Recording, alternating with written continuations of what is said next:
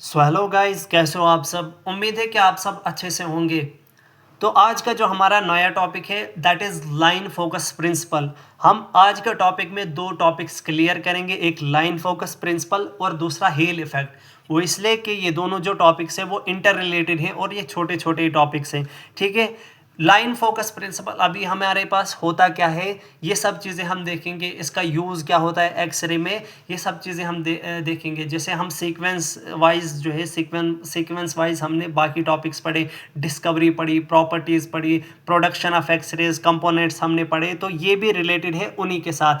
ठीक है। तो ये सब चीज़ें जो हम तब पढ़ सकते हैं, तब हमें समझ आ सकती है जब आप जो है बेसिक चीज़ें पढ़ेंगे। तो जो चैनल पे नए पहली बार आए हुए हैं तो वो पहले वो लेक्चर्स जो है कवर करें, उसके बाद ही आपको ये सारी चीज़ें समझ आएंगी। तो हम स्टार्ट करते हैं। लाइन फोकस प्रिंसिपल होता क्या है। जो लाइन फोकस प्रिंसिपल है ये एक रिलेशनशिप होता है। क्या होता है? एक रिलेशनशिप होता है बिटवीन एक्चुअल फोकल स्पॉट और इफेक्टिव फोकल स्पॉट के बीच में। ठीक है। मैं आपको पहले दिखाता हूँ एक्चुअल फोकल स्पॉट और इफेक्टिव फोकल स्पॉट होता क्या है।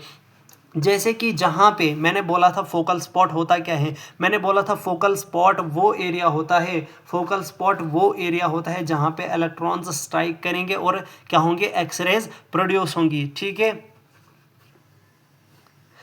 तो क्या होता है फोकल स्पॉट, क्या होता है वो वाला एरिया। इस वाले डायग्राम में जो हमने लास्ट लेक्चर्स में पढ़े हुए हैं कि फोकल स्पॉट वो एरिया है जहाँ पे इलेक्ट्रॉन्स स्ट्राइक करेंगे और क्या है, एक्सरेज निकलेंगे, that is called focal spot. लेकिन हमारे पास यहाँ पे दो फोकल स्पॉट्स होते हैं। ठीक है। कितने फोकल स्पॉट्स होते हैं? दो फोकल स्पॉट्स होते हैं। एक हमारे पास लार्ज फोकल स्पॉट होता है हमारे पास, और दूसरा हमारे पास क्या होता है, स्मॉल फोकल स्पॉट होता है। एक लार्ज फोकल स्पॉट होता है दैट इज, और दूसरा लार्ज और स्मॉल फोकल स्पॉट्स होते हैं हमारे पास। ठीक है।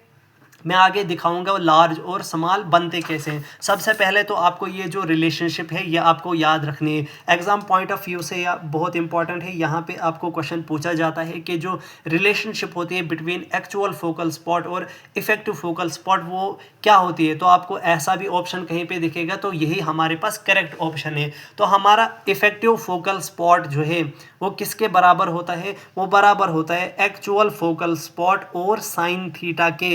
यहाँ पे ये जो साइन थीटा होता है ये एंगल के लिए रिप्रेजेंट करता है। थीटा होता है एंगल बिटवीन, एंगल क्या होता है, जो हमारे पास एनोड एंगल हमारे पास होता है उसी को हम क्या बोलते हैं, थीटा।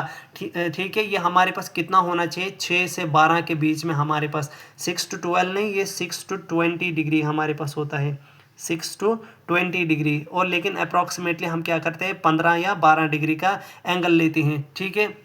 अब क्या होता है, इसमें दो फोकल स्पॉट्स हमने देखे। ठीक है। आपको एक चीज़ नोट करके रखनी, ये भी एग्जाम पॉइंट ऑफ व्यू से बहुत इंपॉर्टेंट है कि इफेक्टिव फोकल स्पॉट और एक्चुअल फोकल स्पॉट में स्मॉलर कौन सा होता है। तो आपने बोलना है इफेक्टिव फोकल स्पॉट क्या होगा, हमेशा ही हमेशा क्या होगा, लेस देन होगा एक्चुअल फोकल स्पॉट के। ठीक है। अब आगे हम समझते हैं कि ये बनता कैसे है। ठीक है। जैसे कि हमारे पास ये कैथोड है, ये वाला पार्ट जो हमारे पास कैथोड, जैसे प्रीवियस लेक्चर्स में हमने कंपोनेंट्स में देखा था। कैथोड का जो ये हमारे पास दो पार्ट्स होते हैं। एक तो इसमें क्या होता है, एक हमारे पास होता है ये फोकसिंग का, जो क्या करवाएगा, इलेक्ट्रॉन्स को फोकस करवाएगा। ठीक है। दूसरा हमारे पास फिलामेंट होता है जो क्या करता है, हीट अप होता है, थर्मियोनिक इमिशन होती है और हमारे पास इलेक्ट्रॉन्स प्रोड्यूस होते हैं। तो ये हमारे पास फिलामेंट है, फोकसिंग कप है। ठीक है। ये हमारे पास क्या है, इलेक्ट्रॉन बीम, जो यहाँ की तरफ अब जा रही है टुवर्ड्स द एनोड। अब ये क्या करेंगे, एनोड के इस फोकल स्पॉट पे, एनोड के फोकल स्पॉट पे क्या करेंगे, टकराएंगी। ठीक है। ये इलेक्ट्रॉन्स यहाँ पे टकरा सकते हैं, यहाँ भी, यहाँ भी, यहाँ भी, यहाँ भी, यहाँ भी, कहीं पे भी, जहाँ पे भी ये टकराएंगे वही हमारे पास क्या बनता है, फोकल स्पॉट। लेकिन हमारे पास जो actual focal spot, actual means ये कहाँ कहाँ टकरा सकता है, तो यहाँ से लेकर के यहाँ तक ये जो है टकरा सकता है, that is called actual focal spot. ठीक है। अभी इतना जो मैंने जब इन दोनों को एक इमेजनरी लाइन बनाया तो ये ऐसे आ गए एक्चुअल फोकल स्पॉट की लेंथ। ठीक है। अभी यहाँ पे एक एंगल जैसा मैंने बनाया, जैसे ये एनोड था, एनोड जैसे स्ट्रेट बिल्कुल था ऊपर के लिए, लेकिन हमने क्या किया, फिर इसको थोड़ा सा एंगल दे दिया। ये जो एंगल यहाँ पे आपको दिख रहा है दैट इज कॉल्ड थीटा।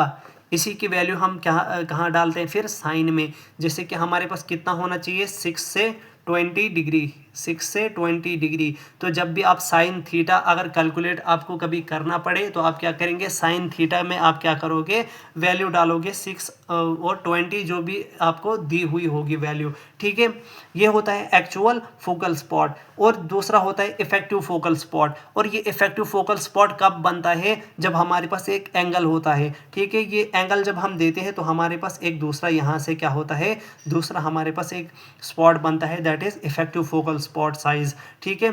आप देख रहे हो यहाँ पे जो एक्चुअल फोकल स्पॉट है वो बहुत बड़ा है as compare to the effective focal spot, इसलिए एक्चुअल को क्या बोलते हैं, लार्ज फोकल स्पॉट, और इफेक्टिव को क्या बोलते हैं, स्मॉल फोकल स्पॉट, ठीक है।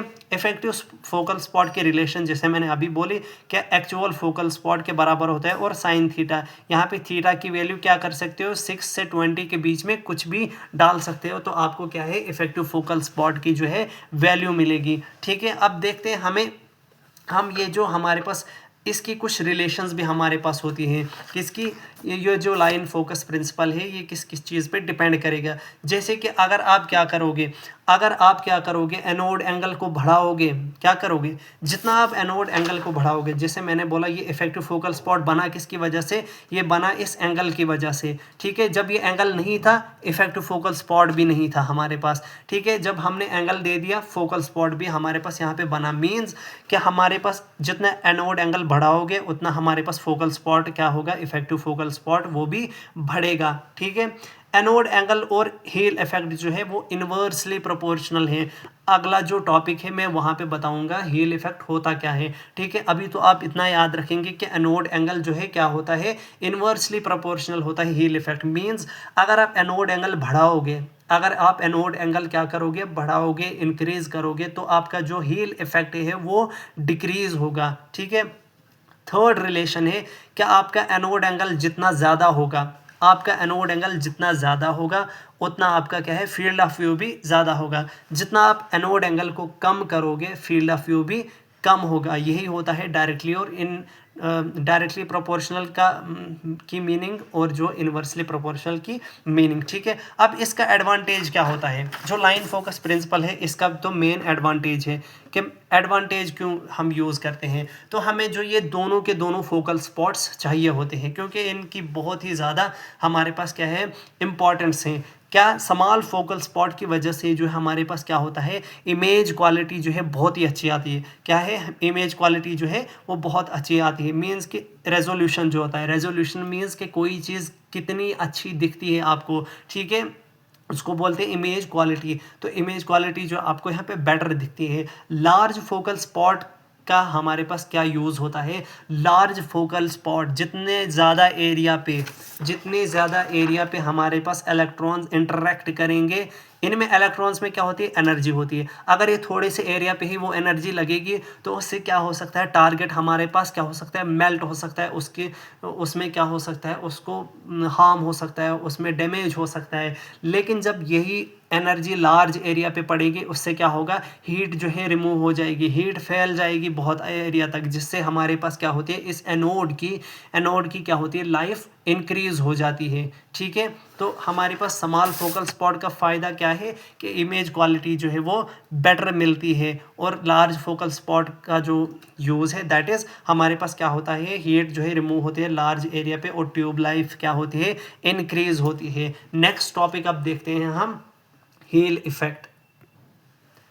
तो चलते हैं हम नेक्स्ट टॉपिक की तरफ जो हमारे पास है हील इफेक्ट, ठीक है। हील इफेक्ट को हमारे पास बोलते हैं एनोड हील इफेक्ट भी।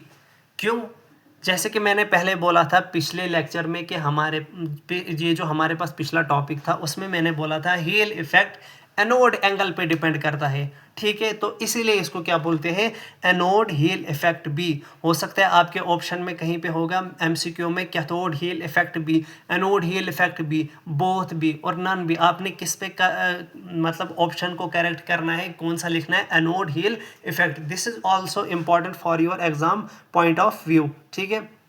तो इसमें क्या होता है, ये एक प्रोसेस है, क्या प्रोसेस है, जहाँ पे एक्सरे की इंटेंसिटी, एक्सरे फोटॉन्स की इंटेंसिटी क्या होती है, डिक्रीज होती है। क्या होती है, डिक्रीज होती है टुवर्ड्स एनोड और इंक्रीज होती है टुवर्ड्स द कैथोड। और ये क्यों होता है, क्यों होती है कैथोड की तरफ ज़्यादा और एनोड की तरफ ज़्यादा? ये इसलिए होती है क्योंकि हम एनोड को एंगल देते हैं। जब हम एंगल देते हैं एनोड को, उसकी वजह से जो है क्या होता है, एक्स रेज जो है उनकी इंटेंसिटी कैथोड की तरफ ज़्यादा होती है और एनोड की तरफ कम होती है। वो इसलिए होती है कि जो एनोड है एंगल की वजह से वो एब्जॉर्ब करता है इन इलेक्ट्रॉन्स को। वो क्या करता है, एब्जॉर्ब करता है कुछ एक्सरेज को, जो है वो खुद ही एब्जॉर्ब करता है, जिसकी वजह से वहाँ पे जो एनर्जी है वो डिक्रीज़ हो जाती है, उसकी तरफ डिक्रीज़ हो जाती है। और एक्सरे जो कैथोड की तरफ होती है वहाँ पे जो हमारे पास इंटेंसिटी मीन्स एनर्जी, वहाँ पे वो ज़्यादा होती है। फिर से एक बार रिपीट करता हूँ मैं कि जो एक्सरे की फोटॉन्स होते हैं वो क्या होते हैं, उनकी इंटेंसिटी, उनकी एनर्जी कैथोड की तरफ ज़्यादा होती है और एनोड की तरफ कम होती है। और ये किस वजह से होता है, ये एनोड एंगल की वजह से होता है। जब हम एनोड एंगल देते हैं उसकी वजह से क्या होता है, जो एनोड है वो एब्जॉर्ब करता है कुछ एक्सरेज की एनर्जी को, ठीक है, जिसकी वजह से क्या होता है, एनोड की तरफ कम एनर्जी रहेगी और कैथोड की तरफ ज़्यादा एनर्जी रहेगी। अब हम देखते हैं जो हील इफेक्ट हमारे पास है वो किन किन चीज़ों पे डिपेंड करेगा। जैसे मैंने पहले बोला था लाइन फोकस प्रिंसिपल में, हील इफेक्ट और एनोड एंगल हमारे पास क्या है, इन्वर्सली प्रोपोर्शनल।